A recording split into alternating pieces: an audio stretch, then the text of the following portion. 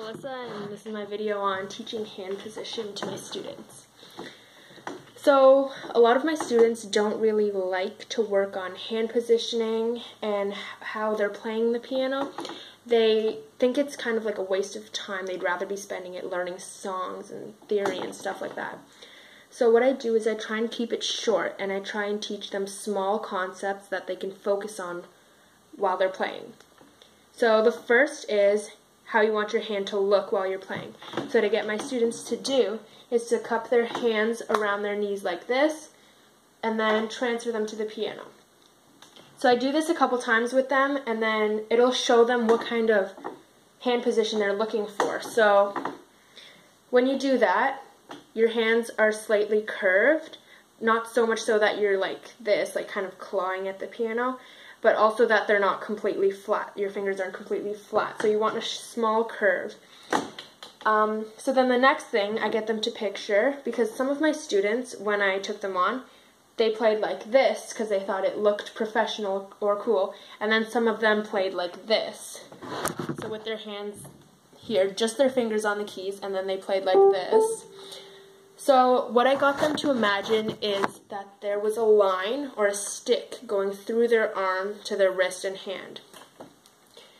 So when they're picturing this, I want them to imagine not breaking the stick or bending the line. So if you're playing like this, you're breaking that stick. So it's snapped. But also if you're like this, it's snapped here. So you want to kind of keep like a flat arm and wrist. That's what I want them to picture. So that you could even like balance something maybe. So here, this is kind of hand positioning they want. And then when I'm teaching them, sometimes if they don't understand on the first try or they keep going, maybe I'll play something with the proper hand position and technique that you're supposed to have, and I'll get them to rest their arms on top of mine. So like, it's kind of awkward with me, but like this sort of, I get them to hold my hand and rest their arm on mine while I'm playing so they can see how I want it kind of.